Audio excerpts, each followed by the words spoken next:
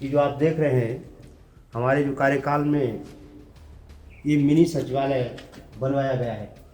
इस मिनी सचिवालय में भले ही ग्राम पंचायत नवाकोट के अंतर्गत आता हो, परंतु जितनी स्नेह पंचायत कुमारधार के अंतर्गत जो ग्राम पंचायतें पड़ती हैं उनकी जितने भी मीटिंगें होती हैं सब मीटिंगें ट्रेनिंग यहीं पर की जाती हैं। ये हमारा 2003 में 4 इसका निर्माण बारात घर था, जिस बारात घर बनाया गया था जो माननीय किशोर उपाध्याय जी के समय बनाया गया था। इसके ऊपर फिर एक गेस्ट हाउस बनाया गया है।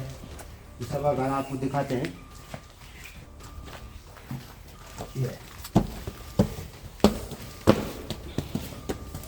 हमारा कार्यकाल 2003 से लगातार चल रहा है। इस बार जो है मैं चौथी बार हूँ। 2 बार मेरी विशेष रही है और 2 बार मेरा। ये राजीव गांधी सेवा केंद्र है। ये मनरेगा से डबटेल होती है योजना, और इसके 3 कमरे इसके अंदर बने हुए हैं। एक हॉल है, लैट्रिन बाथरूम है। जैसे कोई भी कार्यक्रम होते गांव में, कोई शादी है, किसी प्रकार का किसी का छोटा बड़ा फंक्शन है, कोई भी यहीं पे होते हैं। कोई करना चाहता है तो कर सकता है। देश के विकास के लिए एक महत्वपूर्ण जो इकाई होती है वो होता है गांव। गांव अगर आपका अच्छा है, स्वच्छ है और सुंदर बनाया गया है तो यकीन क्षेत्र में प्रगति अच्छी होती है, और उसी के लिए हम हमेशा प्रयासरत भी रहते हैं और बात भी करते हैं। आज ऐसे ही एक ग्राम प्रधान के साथ हम हैं, इसीलिए हमने टाइटल भी दिया है कि एक ग्राम प्रधान ऐसा भी, क्योंकि जब कोई उचित कार्य करता है और अच्छा अपने देश के लिए, अपने गांव के लिए करता है तो हमें लगता है ये लोगों को प्रेरित भी कर सकती हैं चीज़ें। कुछ तस्वीरें जो आप अभी देख रहे हैं ये इनके गांव की हैं। कैसे हुआ है ये सब संभव, और पिछली 4 लगातार जो प्रधान जो पंचायत की पंचवर्षीय रही हैं इनमें यही प्रधान रहे हैं, तो उसका कारण भी स्पष्ट है क्योंकि काम करके दिया है। पहले तो बहुत बहुत स्वागत, प्रणाम आपका। सबसे पहले तो आपका धन्यवाद, आपके लोकार्पण चैनल का, जो कि हमारी ग्राम पंचायत में पहुंचे हैं। मैं आपका आभार और अभिनंदन करता हूं। जी, मैं आपको बता दूं अभी हम नवकोट में हैं। नवाकोट है, ये जिला टिहरी में पड़ता है और जाखणीधार ब्लॉक में खास पट्टी का एक गांव नवाकोट, बृहत क्षेत्रफल में फैला हुआ ये गांव। और इसके प्रधान क्या पूर्ण हो गया रतूड़ी जी? मैं भगवती प्रसाद रतूड़ी, प्रधान ग्राम पंचायत नवाकोट, विकास खंड जाखणीधार, जिला टिहरी गढ़वाल, उत्तराखंड। एक चीज़ मैं देख रहा था जी, मैं बारीकी से देख रहा हूँ आपने, मैं शुरुआत करता हूँ वो कुछ कार्य जो सबसे पहले गांव में जब आते हैं तो हमें भी सबसे पहले जो ही हम गाड़ी से उतरे तो गांव के रास्ते और गेट तो मेन रोड पे जो पड़ेगा जी। आप सर्वप्रथम जब मैं 2003 में, उस समय महिला सीट थी, मेरी मिसेस प्रधान थी श्रीमती प्रभा देवी रतूड़ी। तो जब सर्वप्रथम मैं निर्विरोध चुना गया तो मेरा एक लक्ष्य था कि सर्वप्रथम ग्राम पंचायत को जो सड़क से जोड़ा जाएगा। उस समय अटल जी ने प्रधानमंत्री सड़क योजना चलाई थी। तो सर्वप्रथम जैसे मेरा यहाँ पे सिलेक्शन हुआ, मैंने सबसे पहले सड़क का निर्माण शुरू करवाया, जो कि जाखणदार से जब आप आए होंगे तो लगभग 3.25 किलोमीटर रोड बनवाई। सबसे पहले का जो काम था शुरू में, बहुत बढ़िया, पहले ही झटके में, उसमें हमारे बड़े भाई साहब से, पूर्व ब्लॉक प्रमुख जो श्री जगदम्ब प्रसाद रतूड़ी जी से, उस दौरान श्री किशोर उपाध्याय जो विधायक वर्तमान में वो भी थे, उन सभी का सहयोग भी था। पर सर्वप्रथम मेरा मानना एक ही है कि गाँव को सर्वप्रथम सड़क से जोड़ना बहुत जरूरी है। बिल्कुल। आप जो ये 2 आदमी यहाँ पे अगल बगल देख रहे हैं, भाई साहब जो हमारे हैं, आप आ जाओ। हाँ। तो ये जब इस सड़क का निर्माण हुआ तो इन लोगों को, ये भी गांव में रहते थे, इन्होंने भी सड़क के नज़दीक मकान बनाया, तो उससे लोगों को लाभ मिलता है और सड़क आने से गांव का विकास भी होता है। बिल्कुल। एक तो प्राथमिकता ये है कि सड़क गांव में बननी चाहिए। दूसरा, उस समय के समय अनुसार और इस समय में जब सड़क गांव में पहुंची तो अब मेरा एक मानना दूसरा है कि सड़क का विस्तारीकरण होना चाहिए और मानकों में कुछ ढील करनी पड़ेगी। कोई जरूरी नहीं कि हमें 3.5-4 मीटर चौड़ी रोड बनानी है। हम उसकी चौड़ाई को घटा सकते हैं, 3 मीटर की बना सकते हैं, 2.5 मीटर बना सकते हैं, और उसके आधा किलोमीटर पे पासिंग पॉइंट बना सकते हैं। जिससे क्या होगा कि हमारा एक तो खेत कम कटेंगे, और जो हमारे छोटे हुए तोक हैं वो तोक, उस तोक में वो तोक सड़क से जुड़ सकते हैं। अब जब वो तोक जुड़ेंगे तो लोगों का विस्तारीकरण होगा, लोग वहाँ पे सौर ऊर्जा के प्लांट लगाएंगे, कुछ नर्सरी लगाएंगे, कुछ होम स्टे का काम खोलेंगे। तो ये होना बहुत जरूरी है। कितनी संख्या है आपकी जनसंख्या की? वर्तमान में हमारी जो जनसंख्या 2011 की जनगणना के अनुसार है वो 1158 है। क्या बात है, क्या बात है, 1158 लोगों, बड़ा गांव है। राजस्व विलेज एक तितरा टिपरी है, उसकी 68 जनसंख्या अलग है। अच्छा, उसकी जनसंख्या अलग है, इसी गांव में पड़ता है। हमारे 3 राजस्व गांव हैं, वो एक पुलान लगा नवाकोट है जो कि गैर आबाद है, और वर्तमान में जो क्षेत्रफल है हमारे गाँव का वो भी काफ़ी बड़ा है। रतौड़ी जी, एक बहुत स्पष्ट चीज़ होती है, ग्रामीण क्षेत्रों में विकास की तो हम बात करते हैं लेकिन फिर भी कतिपय चीज़ें छूट जाती हैं। तो आपके लिए समस्याएं क्या थी शुरुआत में? 2003 में सड़क तो आ गई, पर और क्या लग रहा था आपको, यार ये करना है और समस्याएं ज़्यादा? उसके बाद ये हुआ कि जैसे हमारी सिंचित भूमि थी तो 2004-05 में एक भारत निर्माण योजना आई जिससे कि प्रत्येक जगह पे नहरों का निर्माण किया गया, वहाँ पे टैंकों का निर्माण किया गया, हौज गूल का निर्माण किया गया। हालांकि आज वो हौज गूल जो है 15-20 साल के कार्यकाल में जो मैं देख रहा हूँ वहाँ पे लोगों ने खेती करना कम कर दिया है, क्योंकि अब जो हमारे बुजुर्ग सीनियर सिटीजन लोग हैं वही लोग गांव में रह पा रहे हैं। उनके बच्चे यहाँ पे मेन कारण ये है कि यहाँ पे रोजगार का इतना बड़ा साधन नहीं है, और रोजगार आदमी जब ढूंढता है तो उसे बाहर ही जाना पड़ता है। ज़्यादातर हमारा गाँव जो है होटल व्यवसाय से जुड़ा हुआ है पहले से। आज से जो फॉरेन कंट्री में लोग रहते हैं इधर उधर भी, अब उन्होंने अपने बच्चे भी शिफ्ट करना देहरादून में शुरू कर दिया, क्योंकि जो हर आदमी चाहता है मेरे को सुविधाएं मिले, उस सुविधा के अनुसार लोग बाग वहाँ पर जा रहे हैं। तो जो मेन जो फोकस है लोगों का वो है शिक्षा पे। हर आदमी ये चाहता है कि जब मैं अच्छा पैसा कमा रहा हूँ तो मैं अपने बच्चों को अच्छी शिक्षा दे पाऊँ। बिल्कुल, और शिक्षा के क्षेत्र में हम देख रहे हैं, जो स्कूल आप देख रहे होंगे साथ में, ये विद्यालय में भी बहुत आपने काम किया है, सराहनीय है पहल, पर बच्चे रुक नहीं पाए। अब कारण तो वही ऐसा है कि जब आदमी के पास आर्थिक स्थिति सही होती है तो वो चाहता है मैं अपने प्राइवेट स्कूल में अपने बच्चों का पठन पाठन करूं, क्योंकि वहाँ का रहन सहन, वहाँ की ड्रेस, वहाँ के टीचर्स, वहाँ की जो व्यवस्थाएं होती हैं और प्राथमिक विद्यालय जो सरकारी गवर्नमेंट के होते हैं उनमें थोड़ा फ़र्क होता है। हालांकि आज की डेट में जितने भी प्राथमिक विद्यालय हैं, चाहे उच्चतर माध्यमिक विद्यालय हैं, चाहे इंटर कॉलेज हैं, चाहे हाई स्कूल हैं, वहाँ पे बहुत पढ़े लिखे टीचर आ रहे हैं, इसमें कोई दो राय नहीं है। पर लोगों की एक मानसिकता है कि जब पड़ोस वाले का बच्चा जो है नई शहर में पढ़ रहा है तो मैं अपने बच्चे को वहाँ शहर में पढ़ा सकता हूँ।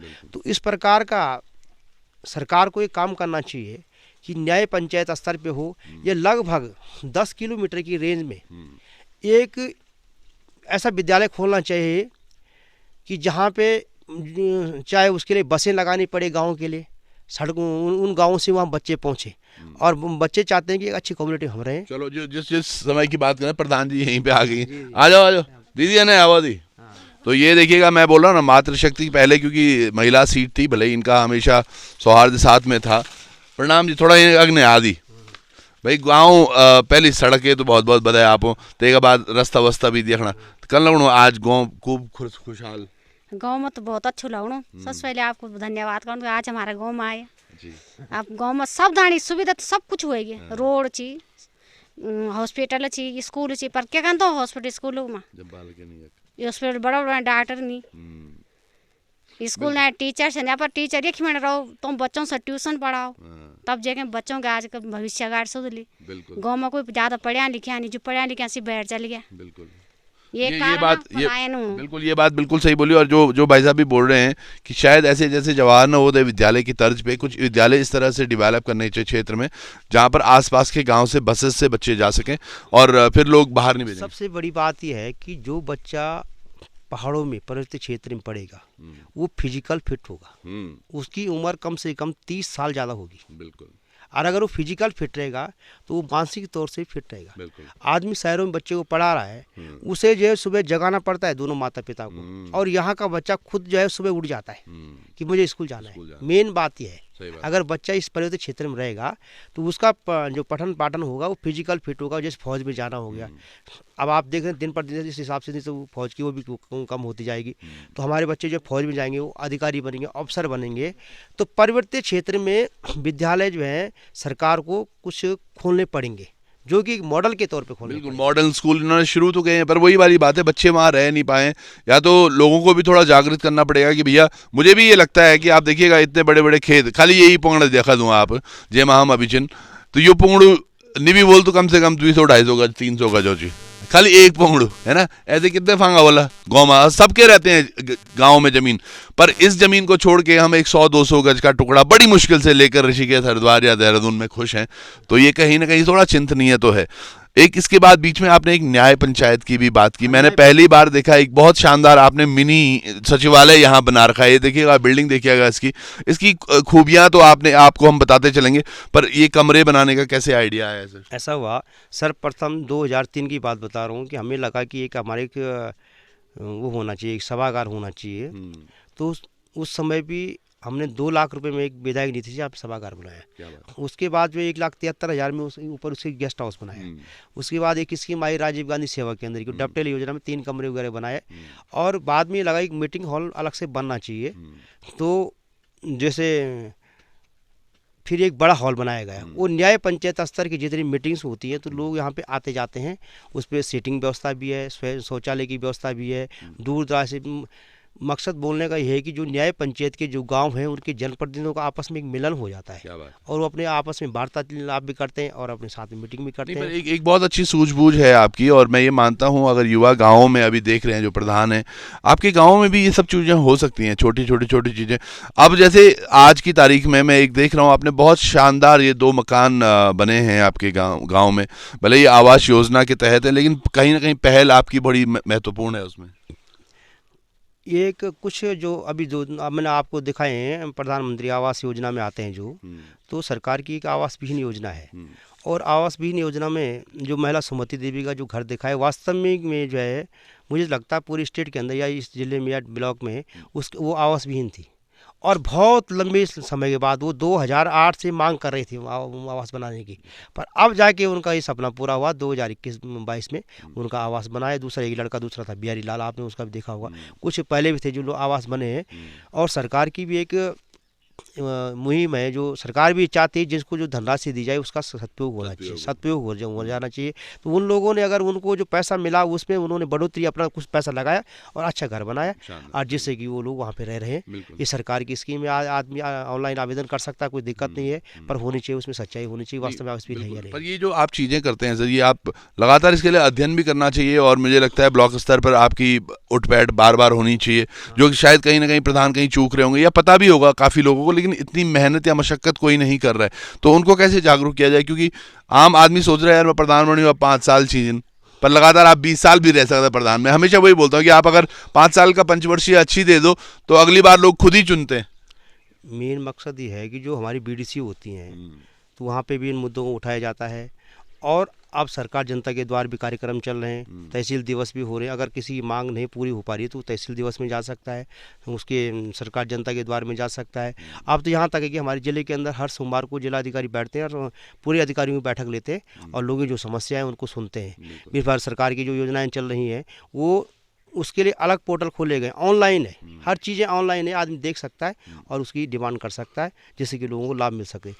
कल हम सर जाखनी धार में एक प्रोग्राम कर रहे थे, वहाँ पे लोगों ने पानी की भी थोड़ी अव्यवस्था बताई। आपके गांव में पानी का कैसे? वैसे हम यहाँ देख रहे हैं पानी तो है अब टंकियों में। ऐसा है कि जाखनी धार जो बाजार है हमारी ग्राम पंचायत के अंतर्गत आता है, और सरकार ने जो जल जीवन मिशन का जो कार्यक्रम चलाया है, जल जीवन कनेक्शन में हुआ कि पहले उनको नल दिए गए और उसके बाद जो है उनको हमने जल देना है, तो कुछ परसेंट हो सकता है कि किसी घर तक ना पहुंच पा रहा हो, वैसे लगभग पानी की आपूर्ति पूरी हो पा रही है। नहीं, उनका कहना ये था कि नल तो है, पानी भी है, अब 1.25 इंच के बाद उसमें आधा इंच में पानी सप्लाई भी कर रखा है, पर कहीं ऐसा भी तो नहीं कि जो स्रोत है उसको अगर हम वहाँ काम करें तो शायद पानी बढ़ जाए और फिर सबको आपूर्ति। वहाँ पे आदमी लगा रखा है, उसकी आपूर्ति चलती रहती है।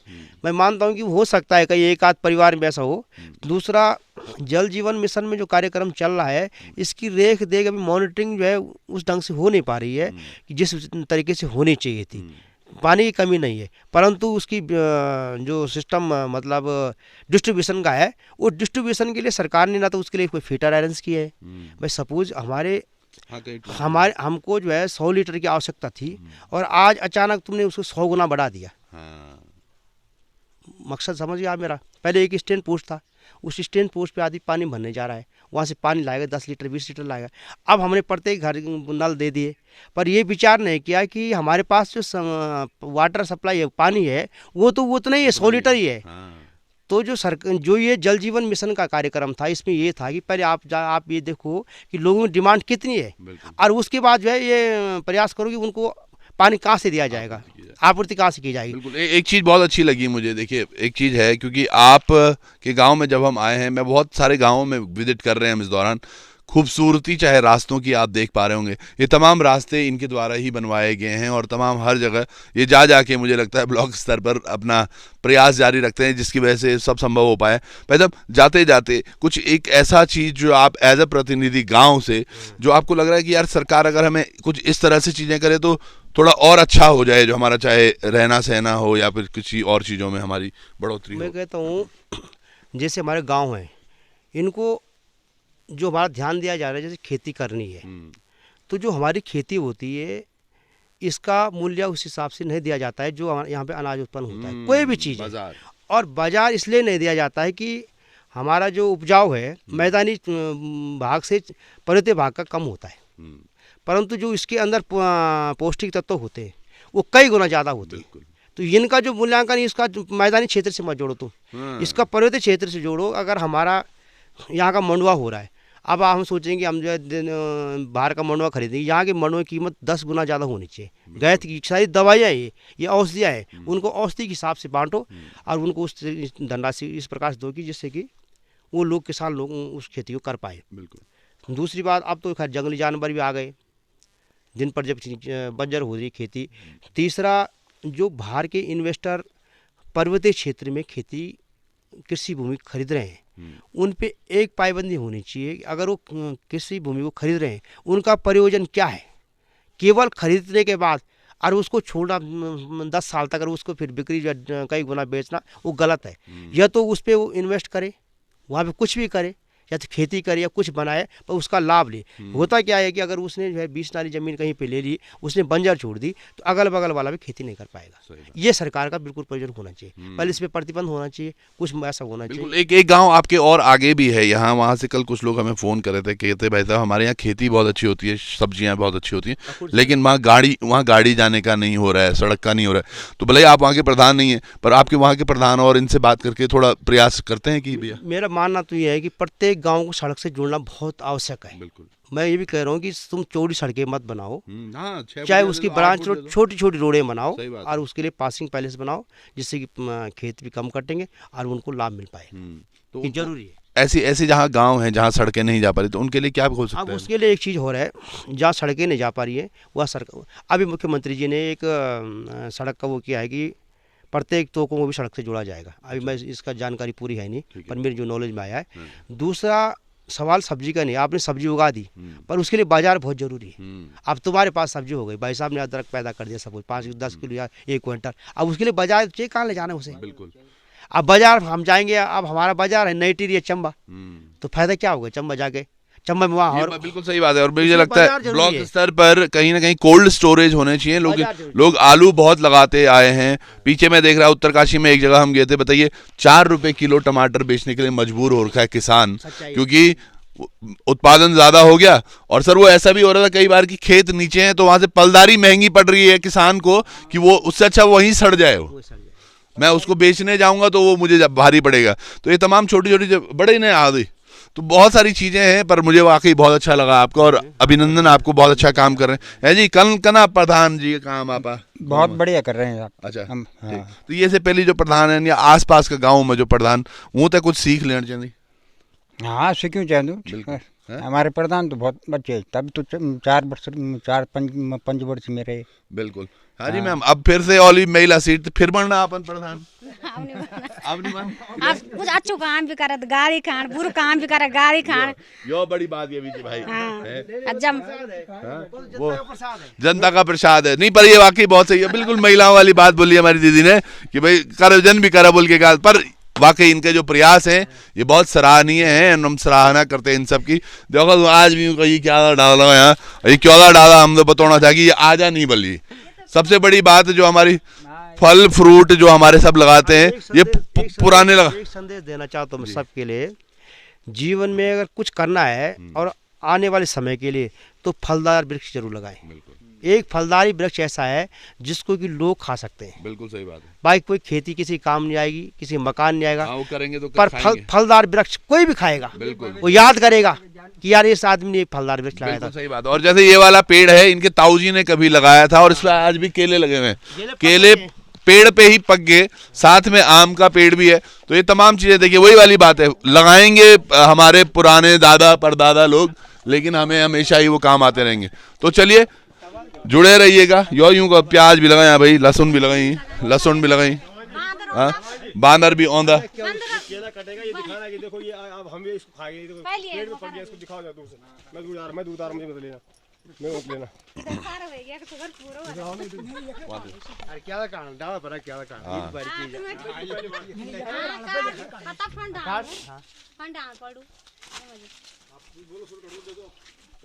हाँ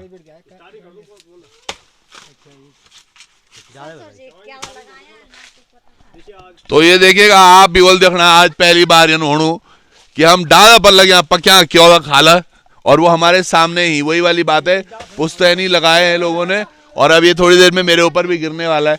मैं तो पकड़ लूंगा पर कैमरे का है, पर फिर भी प्रयास रहेगा हमारा कि हम इसको पकड़े खाएं। रील बनो दी खाओ।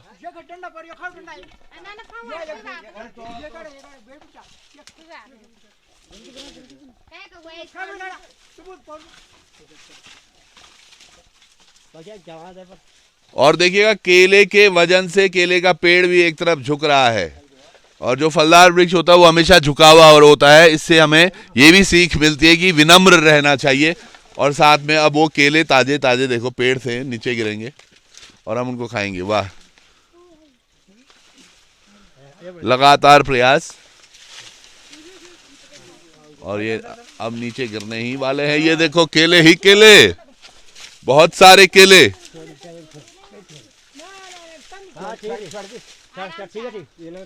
वाह, ये सारे पक गए भाई, के पेड़ पे ही पक गए केले। बताओ सबको हो जाएंगे 1-1 किलो, 1-1 दर्जन, 1-1 तो वही डाला। हाँ तो चलिए इन्हीं खुशियों के साथ आपसे जुड़े चलेंगे। जुड़े रहिएगा आप भी लोकार्पण पर। बहुत बहुत धन्यवाद आपका, नमस्कार। छुईमत उत्तराखंड की सभी विधानसभाओं में हुए विकास की पड़ताल करने वाला पहला आपका अपना शो सिर्फ लोकार्पण पर। Powered by Bharatiya Manak bureau, Kamal jewellers, CIMS and UIHMT group of colleges, stock box, Doon defence academy, Kansi jewellers, city art hospital, Prabal Sahayata Samooh और गढ़वाल मोबाइल।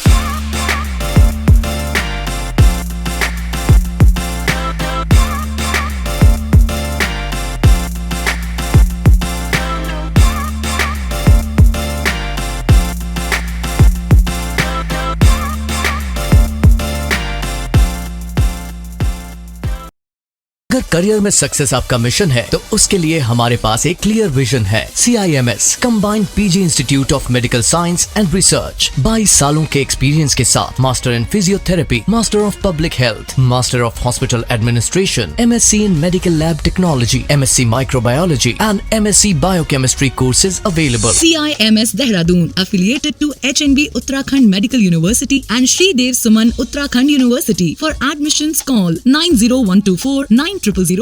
इन्वेस्टमेंट से रिलेटेड अपडेट्स के लिए आपके पास समय नहीं होता होगा और टेंशन भी रहती होगी कि ये अच्छी अपॉर्चुनिटीज ना मिस हो जाए, तो ज्वाइन कीजिए स्टॉक आइडियाज प्लान जो स्टॉक बॉक्स लेके आया है और हो जाइए इस टेंशन से मुक्त। Investment in securities market are subject to market risk. Read all the related documents carefully before investing.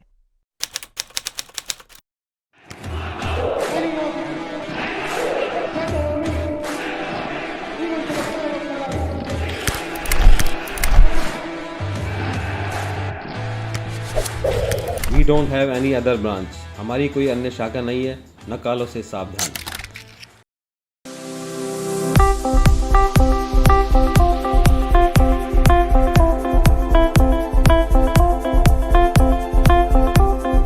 अगर जेब में नहीं है पैसा और खरीदना चाहते हैं मोबाइल तो आप भी पहुंच जाएं गढ़वाल मोबाइल्स। मोबाइल्स के साथ आपको मिलेंगे एश्योर्ड गिफ्ट। भरोसे का हाथ गढ़वाल मोबाइल्स। आप भी अभी फोन करें और नीचे दिए गए नंबर पर अपना पसंदीदा फोन ऑर्डर करें।